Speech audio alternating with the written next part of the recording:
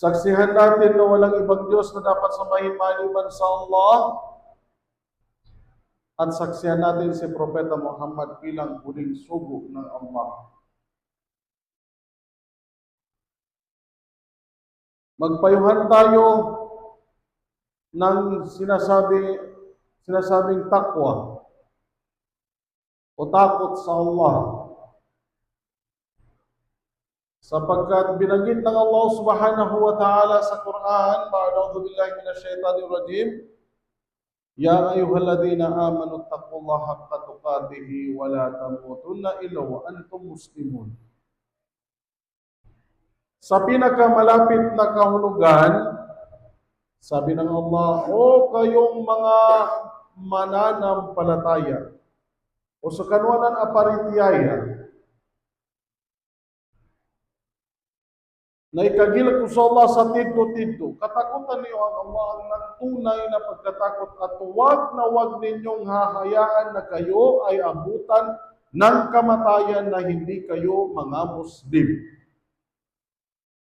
Ito ay warning ng Allah na paulit-ulit nating naririnig, istili tanoy niya kakinag uman ng jamatan. Mamaya doon may basa ng mga ustaz atau mga khatib, mga khutaba sa masjid. Istidi, lagi tayong nire-remind ng mga nagkukutba patungkol sa takot sa Allah. Palagi ito binabanggit bago siya pumunta sa kanyang tunay na topic. Kasi, paglabas natin dito, maaaring isa sa atin next Jum'ah pa makakarinig ng khutbah o reminder sa Allah. Maaaring ilan sa atin ay next Jum'ah pa magsasala.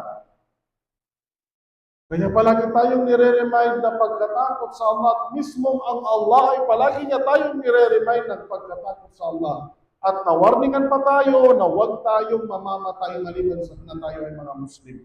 E ang problema, kontrolado ba natin ang ating buhay? Hindi.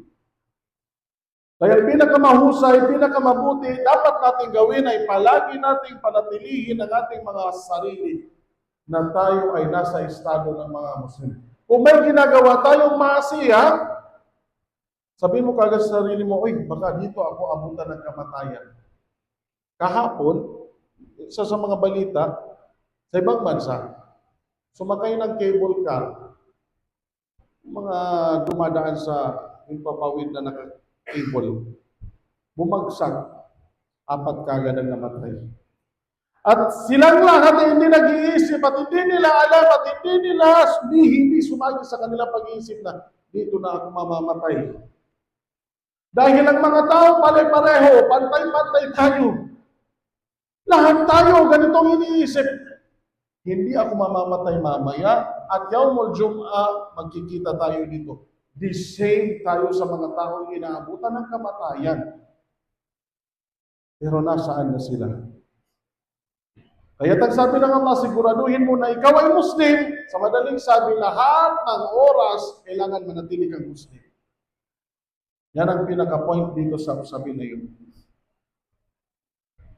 Ang topic na pag-uusapan natin ay ahamiyatu iktinam al-amal fil khairat.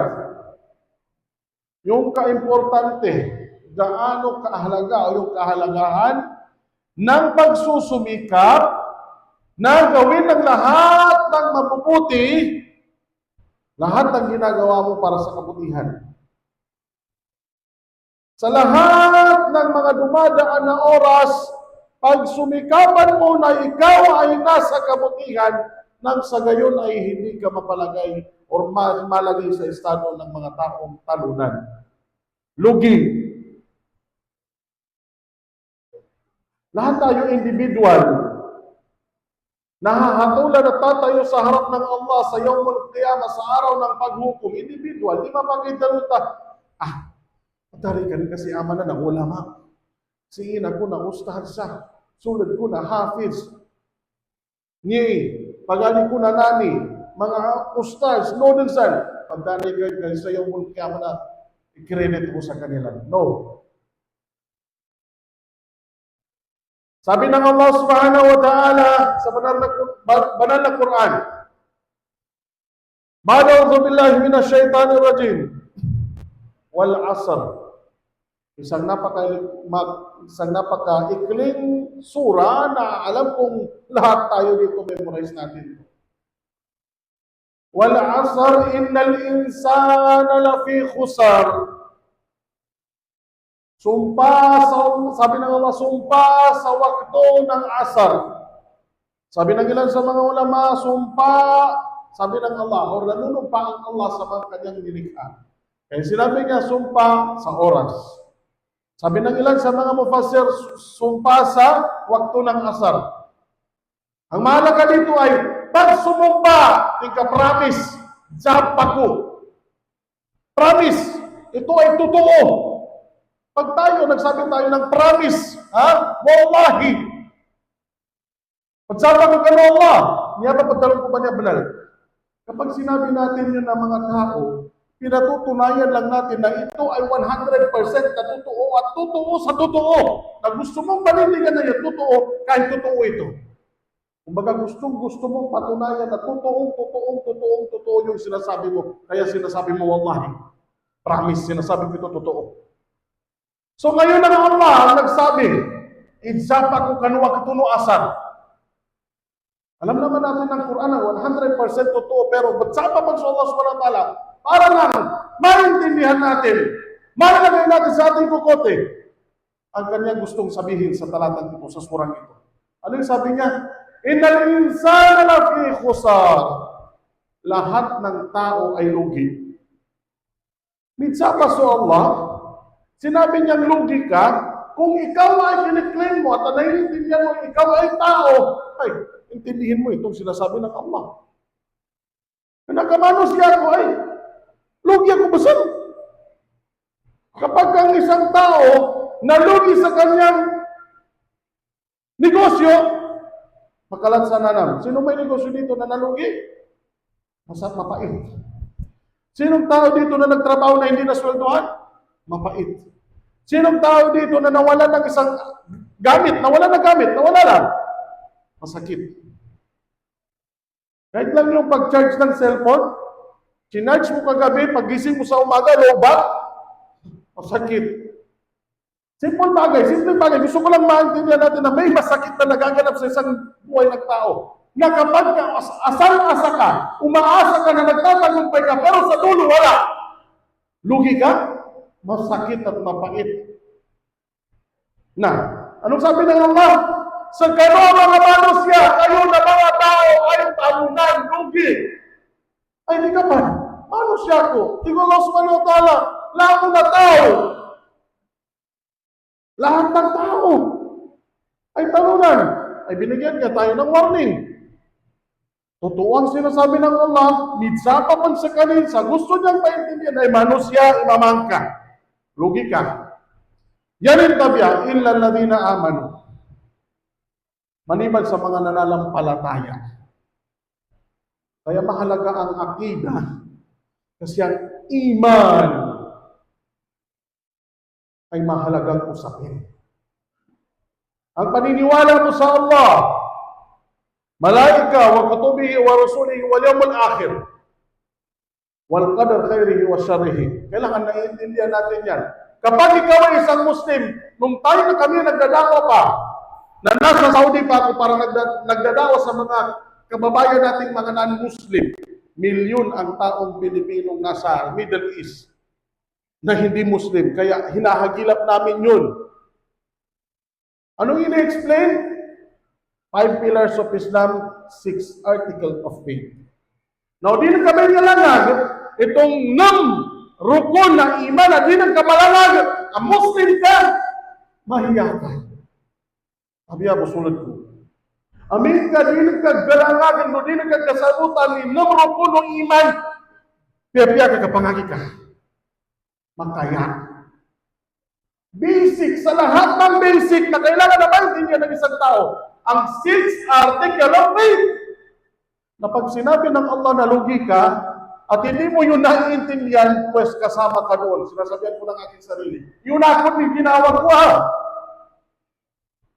na naibadulog ko sa kano, kagi na mga sulod ko sa kano. O di nagkagasabutan ni numero kuno iman, pangagi ka. Kasi kasama ka doon sa talunan, lugi. Ha? Anong indication na talo ka? Lugi ka? Pag hindi mo to alam. Hindi mo na may memorize. Dapat, ang dapat sa isang taong Muslim, yung paggigisingin mo, kapatid, gumising ka, ano ang iman? Pagkagising mo, 6 articles of faith, ito, anto, minubilaw, malaki katihiwa, yun ang Muslim. Kapatid, anong pangalan mo? Asaki si Janari. Kung ganun mo masasagot ang iman, anong iman? Kung kakalabitin ka lang bigla, paglingon mo ang iman ay ganito. Yun ang typical, normal na, basic na Muslim. Now, kung hindi mo memorize to, innal insana lafi khusar. Talunan ka, lugi ka. Maguli ka sa gaya muli, anong babaunin mo? Kung meron tayong binabaon para bumalik sa Allah subhanahu wa ta'ala, yung pamilya sa pinakamugat. At yan yung pinakamabigat. At pangalawa, yung Arkanul Islam. Arkanul Islam. Ibig sabihin, ang 5 pillars of Islam, yan ang pinakamabigat. Now, kung di ka pagsambayan, hindi mo kinukuha at hindi mo binibitbit para sa pagbabalik mo sa Allah, ang pinakamabigat na 5 haligi ng Islam. Imanin ko yun na parang parityayain ko siya sa puso, siya sa utak. Kung mapapansin ninyo ang iman hindi nakikita. Dito yan inilalagay sa utak. Ipinapa-intindi sa utak ng isang tao. Hindi mo nakikita ng Allah pero naniniwala ka. Hindi mo nakikita ang malaika pero naniniwala ka. Hindi mo nakikita ang kapalaran mo pero naniniwala ka. Hindi mo na nakita ang propeta pero naniniwala ka. Pero ang 5 pillars of Islam, yan ay ginagawa ng katawan mo. Number 1, shahadatain. Kung hindi mo alam ang 5 pillars of Islam, matakot ka, kasama ka sa mga lugi. Wa'amilus salihat, sabi ng Allah, ilal ladina amanu wa'amilus salihat. Mga tao ay talunan, lugi, kung hindi nila alam ang iman at hindi sila gumagawa ng kabutihan. Ngayon yung kabutihan na pinag-uusapan, ang pinagkamabigat dito ay yung 5 haligi ng Islam. Ay, hindi, mabait naman ako eh. Okay na yun. May mga taong ganito. May nagtanong sa akin before, Ustaz, paano? Pagsamuro. Kapag kaya mo ni, kanako po man paggalbog sa mawag, mali mo ako po, banadaka ko po, kaya diyan pagsambayan. Awwalu ma yuhasab inda abdi yawmul qiyamati as-salah o kama qala sallallahu alaihi wasallam. Ang unang itatanong sa iyo yung sambayan, hindi yung nagsadaka ka ba?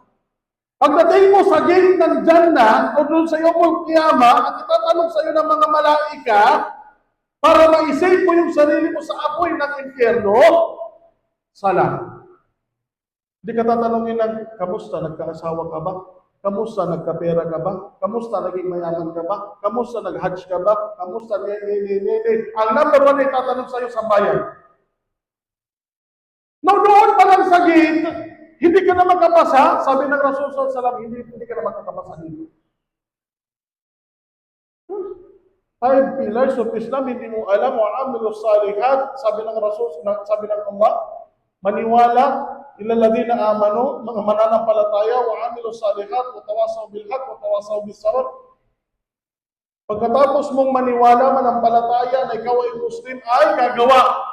Sambayan, pangulano lawas. Kagay sa zakat, pangulano lawas. Kapag kagi, pangulano lawas. Kapag puwasa, pangulano lawas. Ngayon, kung gusto mong bumalik, kasi ang topic natin ngayon ay kahalagahan ng kabamakut, sa uyag-uyag, sa kagalbag sakay. Nang ibibigay ko na sa inyo yung wala nang patumpik-tumpik, yung pinakamabibigat. Nagagawin mo, yun yung magiging baon mo sa iyo pag kiyamat, hindi ka malulugi. Kung tayo ay babalik sa Allah, at gusto nating magbaon, na gusto natin yung pinakamabibigat at pinakamahalagang gamit. Halimbawa lang, kung nakapasok ka sa isang treasure, yung naghahanap ng mga treasure, yung mga nasa pelikula, ginto, puro ginto. Hindi lahat yan kukunin mo. Ito na kukunin ko, coins. At ito na kukunin ko, mga silver. At ito na kukunin. Ang pinakahanapin ko, yung pinakamahalagang bagay na nandoon sa loob na yun. Ngayon, kung ikaw ay nandito sa loob ng Islam, ang pinakamahalaga dito ay yung arkanul Islam.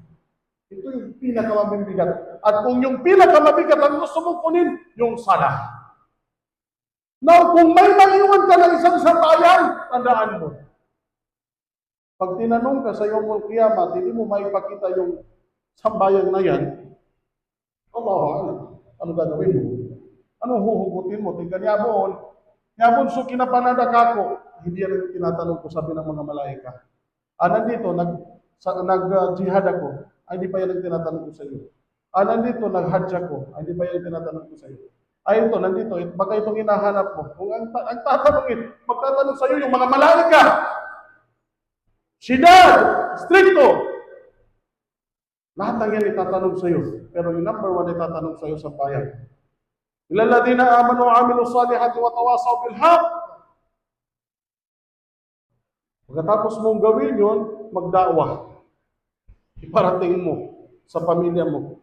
Iparating mo sa kaibigan mo. Sa madaling sabi, lahat ng sinasabi mo ay about sa Islam. Yun ang pinaka-shortcut doon. Kasi kung hindi ka nagsasabi ng about sa Islam, ika tol, disco. Tol, shabu. Tol, kapanagkaw. Kung yan lang ang sinasabi mo at hindi about sa Islam, lugi. Huwag tawasaw bisabar. Magpanyaya ka ng pagsasabar. Bakit pagsasabar ang pinakalas na point dito ng Allah subhanahu wa ta'ala? Sabi ng Allah, kasi mahirap gawin yung iman. Mahirap gawin yung salah. Yung paggagawa ng mabuting, amal salih. Lahat ng yung pagdadawa, mahirap yan kung hindi ka magsasabar. O di ka magsasabar, mapasay ka bagay sa masjid. Mahirap. So yan, apat na yan na binanggit ng Allah subhanahu wa ta'ala na kapag ito ginagawa ng isang tao ay lugi. Sinabi ng Rasul sallallahu alaihi wasallam, iktanim khamsan qabla khamsin. Pamakutino sulimatiman bago pan makoma sulimatiman. Shortcutin natin. Himaman al-hadith, binanggit ng Rasul sallallahu alaihi wasallam na sulitin ninyo or gawin ninyo yung 5 bago pa mangyari sa inyo ang 5. Number 1. Sabi ng Rasul sallallahu alaihi wasallam ay yung inyong mga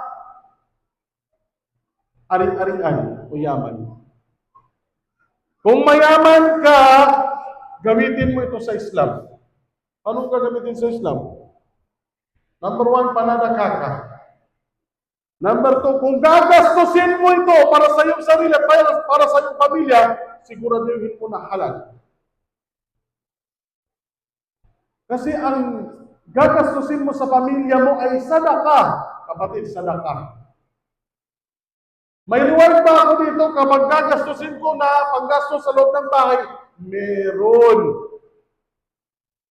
Kullu ma'rufin sadaka. Sabi ng Rasul sallallahu alaihi wasallam, lahat ng kabutihan na iyong gagawin ay i-convert ka sa sadaka. Kaya pag ginagastos mo sa pamilya mo, huwag mong isipin na wala itong reward. Sadaka. Sa pinakamalapit na kahulugan, ang pinakagustong i-point dito, kapag ikaw ay gastusin mo ito sa Islam. Paano paraan? Siguraduhin mo na halal, huwag haram. Mamakuti ka sulimatiman, yung yaman mo, ginagakabla, fakrib. Sahatu ka kabla, sangamik, yung kalusugan mo, bago pa umabot sa iyo ang kahinaan, yung pagsambayan mo, yung pag-hajj mo, lahat ng ginagawa mo, gawin mo na. Yung shababa ka kabla Maraming, sabi ng Rasul sallallahu alaihi wasallam, yung pagiging binata mo hanggat hindi ka abutan ng iyong katandaan. Sabi po sa Saguna ba niya timpo, hindi lang namamatay yung mga may edad na. Yang katatapan Saguna na yan, kata kini kami minati si Kuana. Ada, bago panggil, dapat makapangaluma. Ang pinaka-point dito, habang ikaw ay nasa ulirat, nasa tamang pag-isip, gawin mo na. Yung pagiging faraga kakamla, syugulit. Yung pagiging free ng oras mo bago ka pa maging busy. Bago pa tayo maging busy. Na diakon ma makagagi, lukod, nabisi akong sani. Diakon ma baka jambayang lukod, nga nabisi akong sani. Pero yung sambayang wala tayong palusot dyan. Lahat ng yan, wala tayong palusot dyan. At pinakalas na binanggit ng Rasul sallallahu alaihi wasallam ay yung hayat, yung buhay mo, qabla mautik, bago ka paabutan ng iyong kamatayan. Sabi ng mga tao, Ya Allah, Ya Rabbi, irji'un. Ya Allah, pabalikin mo kami. Pabalikin mo kami nang sa gayon ay magawa pa namin ang mga bagay na hindi namin nagawa. Yung ibang mga tao na namatay ang hihilingin, Ya Allah, pabalikin mo kami sa mundo. Hihilingin namin, Ya Allah, pabalikin mo kami sa mundo. Wasad na kawakum minasalihin. Manada ka ako din. Magiging mabuti na ako. Magbibigay na ako ng kawang-kawa, sadaka. At maging mabuti na akong tao. Ilang mga taong mayayaman, nagkinagta, mga kawasa, siya kung mismo sa area at ano pang samuro. Na alam natin na hindi mabubuting tao, sabi natin, okay, mabuting tao, pero yung kayamanan niya, alam natin na kung ang 100% ng kayamanan niya, baka hindi umabot ng 1% ang naibigay niyang sadaka. Ang Rasul sallallahu alaihi wasallam maganda may kapag kurban. Nakumas sa kanin, may kurban sila. Ya Aisha, anong panasama ka nung sinumbali? Meron pa bang naiwan doon sa kinatay natin? Sabi ni Aisha, Ya Rasulullah, wala nang natira. Ibinigay ko na lahat sa mga miskinan. Yung mga kinatay na yan, pero meron akong itinira sa iyo na kuunti. So sabi ng Rasul sallallahu alaihi wasallam, Ya Aisha, balik ka ng iyong pangunawa. Yung ibinigay mo, yun ang atin. At yung mga natitira, hindi yan sa atin. Sa madaling sabi, yun ang tatamasain mo. So inipanganggay ng kananamay, kakwan ka no sa gaya mo, ka na Amerika. So kaka ng Canada, kalupog-kolog sa CR. So yan ang pinakamahirap na bagay. Gawin na natin kung anong dapat natin gawin. Si Bilal, ibang rabah. Katawan si Bilal. Isa siyang alipin. May team na tao. Alipin that time, sa time ng Rasul sallallahu alaihi wasallam. Nung narinig niya ang Islam, sabi niya, mag-i-Islam ako. Samana, ang boss niya, ang nagmamayari sa kanya, hindi mga Muslim. Nung marinig niya ang Islam, at naintindihan niya na ito ang tunay na relihiyon, sabi niya, Ashhadu an la ilaha illallah wa ashhadu anna Muhammad Rasulullah. Ni Muslim gagang sa kanil, pumasok sa Islam. Nang marinig ng kanyang amo, nang marinig ng kanyang bossing, nagalit. Umalis ka, bilang ikaw ay alipin ko, umalis ka sa relihiyong Islam. Dahil kung hindi, pahihirapan kita. Sabi niya, hindi. Pamagutan ko inya ko dun sa Islam. Pamagutan ko inya ko sa agama Islam. So sabi ng kanyang amo, pahihirapan kita. Binibilad siya dyan sa ilalim ng sikat ng araw. Imagine niyo kung gaano kainit dito. Pero mas mainit sa Saudi Arabia, sa Makkah. Dahil walang puno doon, walang tubig, walang masisilungan. At binibilad siya ng kanyang araw doon sa init para lang kabalikin at paalisin sa kanyang pananampalataya. Tingin ahadun ahad. Pagtapaya, nasa lidan mas tangan. Ahadun ahad, kahit na gawin mo anong pahirap mo sa akin, hindi ko iiwan ang paggawa ko ng kabutihan sa Islam. Sinusulit ko ang Islam. Kumuha ang kanyang amo ng malaking bato at nilagay sa kanyang dibdib. Iiwan mo ba ang Islam? No! Ahadun ahad. Dahil sa time na yan pa lang ang inuutos ng Allah na gagawin mo bilang isang Muslim, ang manindigan na ikaw ay Muslim. Iniipit, ahadun ahad. Hindi ka babalik sa pananampalataya, hindi ka alis sa pananampalatayang Islam. Kinukuha nila yung baluti ng mga armor, ng mga warrior, pinapabihis sa kanila yung mga bakal, ibibilad ulit doon. Hindi mo iiwanan ng Islam. Bilal, sabi niya, ahadun ahad. Dahil kukunti pa lang ang ginagawa sa pagsamba sa Islam at paggawa ng kabutihan, sinusulit ko ang ginagawa ko para sa Islam, para sa Allah. Sa kita, no? May nagsabi ba na ibibilad ka dyan para wag ka lang magsambayan? Wag ka lang magsadaka, pahihirapan ka? Wala. Mga kapatid sa pananampalatayang Islam, ang buhay natin ay maikli. Mas pinaiikli pa sa araw-araw na naririnig natin na may binabaring waliyadu billah. Kaya gawin na natin ang lahat ng ating makakaya sa paggawa ng kabutihan sa Islam. Sa pagsamba sa Allah subhanahu wa ta'ala. Pagkatapos nun ay hilingin natin sa Allah na lahat ng ginagawa natin ay mapabilang sa mga gawain ng mga mananampalataya. Hilingin natin sa Allah na makuha natin ang gantimpala ng ating kabutihan gawa dito sa mundo hanggang sa kabilang buhay. Wa qulu qawli hadha astaghfirullah li wa lakum wa li sa'iril muslimin. Fastaghfiruhu innahu huwal ghafurur rahim.